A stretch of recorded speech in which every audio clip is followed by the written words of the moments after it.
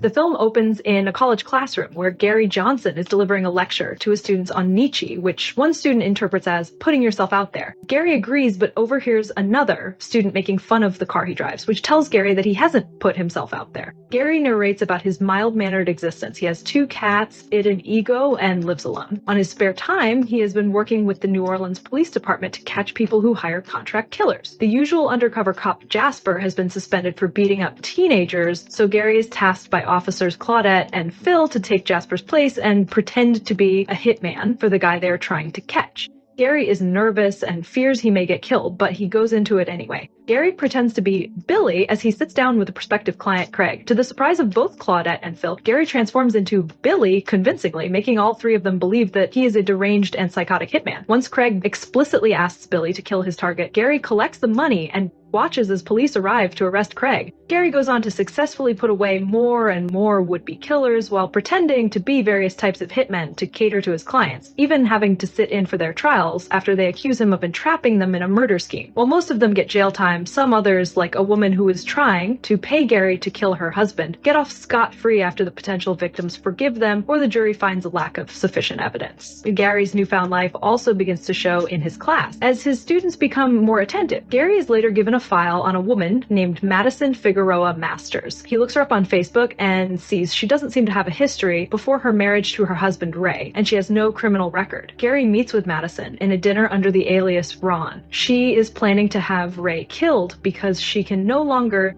deal with being married to him. Gary quickly becomes smitten with Madison and then talks her out of giving him the money to kill Ray so that she will not implicate herself. Instead, Gary convinces her to take the money and start a new life. Claudette and Phil express dismay at Gary for letting her go. Meanwhile, Jasper returns from his hiatus, but is none too happy to learn that Jasper prefers Gary doing his job, and that the police would rather have Jasper hidden to protect their reputation. Later on, Madison texts Ron and invites him to a dog adoption fair, even though Gary is a cat person. He meets Madison at the park, where she tells him that she is divorcing Ray, and she finds that Gary comes off less as a menacing hitman and more of a people person, since Gary gets along with the dogs and the kids at the park. Gary and Madison then go out later, before going back to her place to have sex. The two then continue their relationship, while Gary doesn't let his superiors know about it. While out on a date with Madison, she and Gary are spotted by a drunk Ray and his friend. Ray gets pissed at seeing Madison with another guy. When he threatens to strike Madison, Gary pulls a gun on him, making Ray back off. Gary and Madison go to get food, only for Gary to get nervous when he sees Jasper. He approaches Gary and Madison, only addressing Gary as an old coworker, but not telling Madison the truth. Gary is then called to play hitman again for a client calling himself Mike. Mike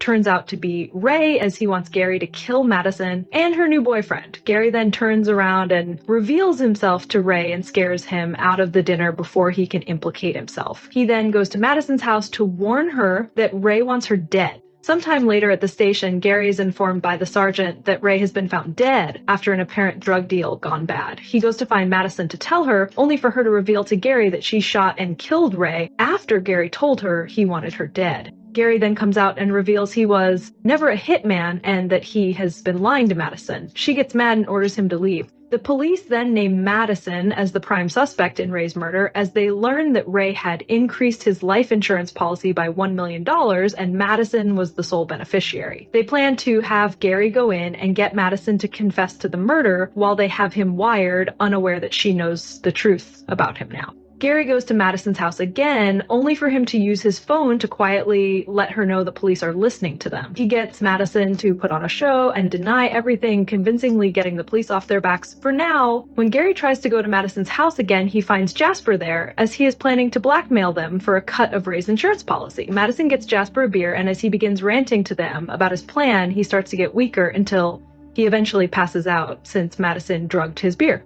As she worries about drugging a cop, Gary puts a plastic bag over Jasper's head and tells Madison they will stage his murder as a suicide, since Jasper is already known to be a junky asshole that nobody is going to miss. They also admit their love for one another. Jasper then takes his last breath and stops moving. Years later, Gary has moved his class to a bigger room as he has gained more students. He is now married to Madison and has 2 kids with her along with 2 dogs. Their daughter asks them how they met. Gary and Madison don't say the whole story, but make it seem like they had a nice, cute meeting at a cafe where they changed changed each other's lives. The film closes with a dedication to the real Gary Johnson, who passed away in 2022. Among other things, he was a beloved college professor, war veteran, animal-loving Buddhist, and he committed 0 murders. Make sure to subscribe and turn on notifications so you can watch more videos like this.